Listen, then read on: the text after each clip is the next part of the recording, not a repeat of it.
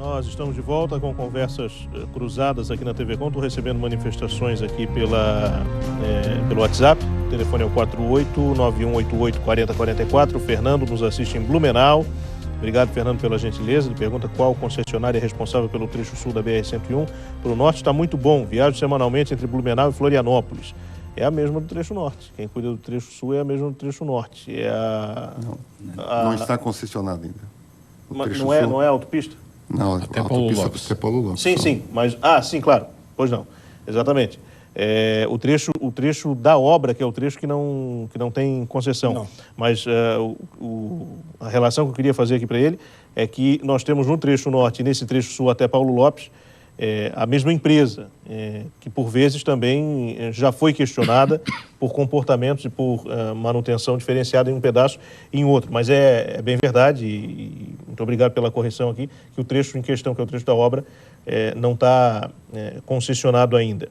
Obrigado, Fernando, pela tua gentileza. Bom, a gente falou aqui antes, e estava comentando durante o intervalo, tem mais manifestações aqui que vão surgir daqui a pouco, da questão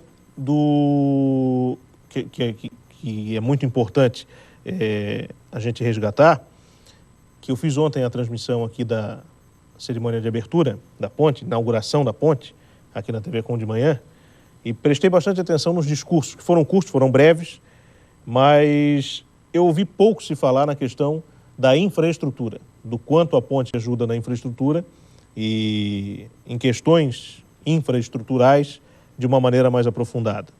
Eu ouvi o pessoal falar muito, assim como o Beto também já falou aqui comigo no intervalo, também prestou atenção nisso, de que se falou muito no atrativo turístico, né? A ponte é bonita para bater foto, vai movimentar o turismo e etc., mas pouco se falou do quanto vai interferir, e positivamente, muito provavelmente, na questão do transporte, na questão da movimentação de produtos produzidos naquela região ou destinados àquela região. Um questionamento que eu faço é o seguinte, o que eles querem fazer? Um atrativo turístico? Para atrair turista? Eu acho que se tu pegar para fazer... Porque para fazer a ponte, se eu estiver errado, por favor, se vocês são técnicos, me corrijam. Mas para fazer uma ponte comum, uma ponte normal, vamos dizer, em condições normais, como tem as pontes das rodovias aqui fora do país, sem ser estaiada, sem ser aquela tecnologia toda, em curva, não sei o que mais, Claro, ficou muito bonita, ficou linda, iluminada, ficou... Mas assim, na minha opinião, se fosse para fazer essa obra para ter como um atrativo turístico, para arrecadar, para arrebanhar turista, com muito menos dinheiro, a nossa região tem muita beleza natural, que atrai muito mais turista.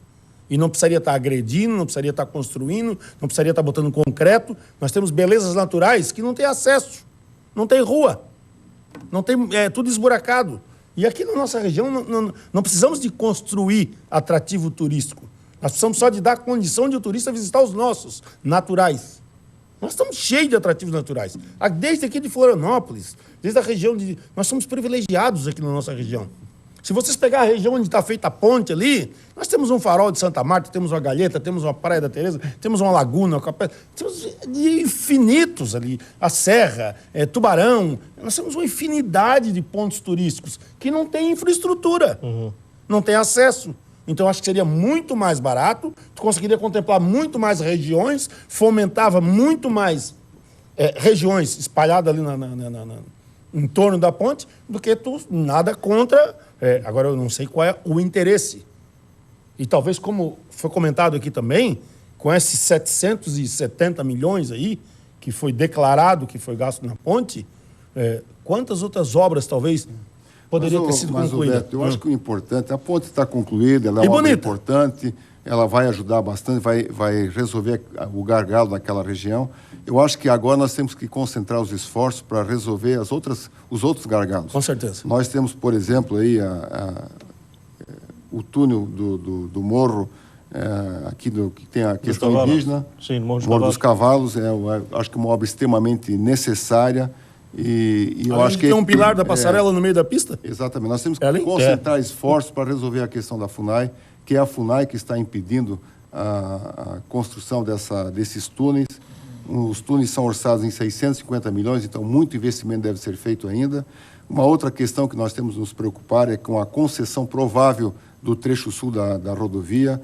Nós temos que trabalhar para que a concessão seja feita somente para pagar a operação e a manutenção da rodovia, e não para pagar o investimento que a sociedade catarinense e a sociedade brasileira já pagou. Então, isso que nós temos que trabalhar. Então, a obra está concluída, é uma obra importante, vamos olhar para frente. O que nós devemos, como sociedade economicamente importante no sul brasileiro, as entidades têm que estar unidas junto com a classe política para resolver as questões que ainda persistem naquela importante rodovia. Então, eu acho que seria interessante nós unirmos forças para resolver essas questões. Sabe que a gente está falando de dinheiro aqui, queria ouvir um pouco o engenheiro Saporiti, porque ontem, durante a transmissão, nós trouxemos aqui o engenheiro Roberto de Oliveira, e ele falou aqui, falou no Bom Dia, falou na CBN também sobre isso, e outros engenheiros também já disseram isso, que a ponte custou muito dinheiro, por ser muito grandiosa, porque o projeto queria impressionar pelo tamanho, e que com 1/3 do que foi gasto nessa estrutura, nós poderíamos construir uma ponte tão moderna e eficiente quanto, e ainda economizar o restante do dinheiro para aplicar em outras regiões. O senhor concorda, não? É um assunto realmente muito delicado para se tratar. Agora, o que eu acho é o seguinte, na época o custo da obra era em torno de 580 milhões, se eu não me engano, uma coisa assim. E eu acredito que era um preço realmente de uma obra desse vulto. Agora, o que pode se discutir, o problema do vão pêncil, de um vão de... São 400 metros, se não me falha a memória, de vão livre ali. 440. Na época, eu me lembro assim que os técnicos falavam que aquele vão seria para poder permitir que os barcos passassem embaixo da ponte, veleiros, barco de peça, unindo a lagoa de Maruí ao mar, para permitir o turismo com barcos e tudo mais. Só que naquela época já se dizia o seguinte, mas vem cá, mas se vai fazer essa ponte nessa altura, tem o problema do entrave na atual ponte existente. Sim, exatamente. Na Cabeçudas ali. A ponte, tanto a rodoviária como a ferroviária que está lá. Por isso que eu coloquei no começo do programa, da minha primeira intervenção, que eu não me conformo que ela não foi projetada para ser rodoferroviária, que isso implicaria num custo ligeiramente superior ao que foi investido. Sim. E estaria resolvendo os dois problemas, né? Quer dizer, hoje nós vamos estar com essa ponte nessa altura, que é uma belíssima obra, sem dúvida nenhuma, não discuto esse assunto, só que aquela ideia que colocavam na época, que era problema ambiental, problema de turismo, de passar com os barcos, não vai continuar existindo. Né? Bom, até porque também não teria calado ali, né? Mas o calado você resolve, né? Com dragagem e tal, você vai resolvendo. Agora, o problema da transposição com veleiro, como é que vai transpor ali? Não tem como. Agora, Felipe, outra questão importante também é que nós, na Federação das Indústrias, defendemos a intermodalidade, né? Então, nós não podemos depender só desse modelo rodoviário. Então, é importante, como o engenheiro Saporiti colocou, a previsão de fazer a ferrovia litorânea. Com certeza. Ela é extremamente importante, ela vai ligar os 5 portos tão importantes aqui em Santa Catarina, e ela precisará estar ligada à malha ferroviária nacional. Isso vai ser um outro indutor de desenvolvimento da economia catarinense. Santa Catarina pode ser o maior centro logístico do país, nós temos condições, nós temos belos portos em Santa Catarina. Aliás, entre os 8 melhores portos brasileiros, 4 portos são catarinenses.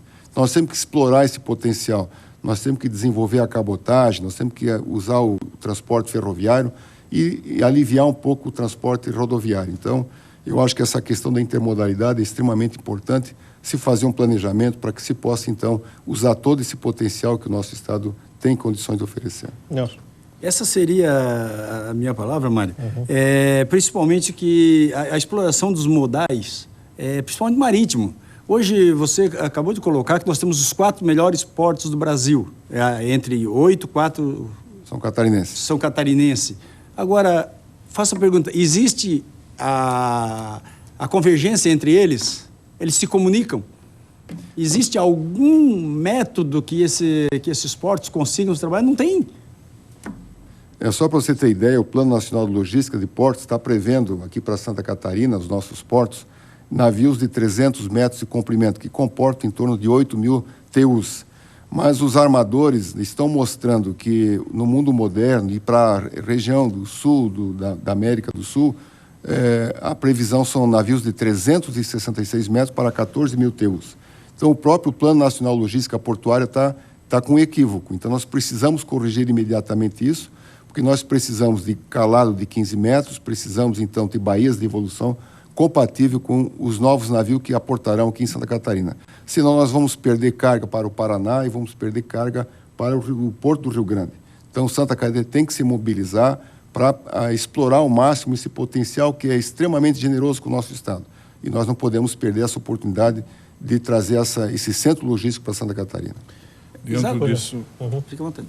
dentro disso que o Mário colocou agora, também queria colocar o seguinte: a própria presidente, na inauguração da ponte, ela fez referência ao o Programa de Investimento em Logística do Governo Federal, onde Santa Catarina, segundo a presidente, vai ser contemplado com a concessão de algumas rodovias que são extremamente importantes para Santa Catarina, caso da BR-470, da 280 e da 282. Só que eu acho que a sociedade catarinense, Mário, agora tem que começar a analisar melhor esse assunto, porque nesse primeiro programa que foi lançado, que é para 2015, ele está favorecendo mais o estado do Paraná e do Rio Grande do Sul do que Santa Catarina. Ele está sendo concessionado nessa primeira etapa a BR-153, que vem de União da Vitória e vai até Concórdia. Aí ali de Irani. De Irani até Chapecó, que é a BR-282. Isso é que está sendo concessionado. Isso é uma passagem dos nossos transportes para os portos de ou Paranaguá ou do Rio Grande. Através da BR-476. Quando nós, catarinenses, precisamos, na verdade, é uma rodovia transversal do nosso estado, que é a BR-282 e a 470, que também entrou nesse programa, só que uma prioridade 2 ou 3 ou 4. Então, isso é que eu acho que nós temos que nos unirmos no sentido de trazer isso para a primeira etapa do programa. Nós agora, ainda a Federação das Indústrias fez agora recentemente um trabalho sobre a BR-282 lá no oeste de Santa Catarina. O trecho que vai de Ponte Serrada até São Miguel do Oeste, que é um trecho importantíssimo para a nossa economia, por lá trafegam hoje 1.100 carretas diárias de 30 toneladas só no agronegócio, na agroindústria, para atender a agroindústria, mais o transporte normal da região.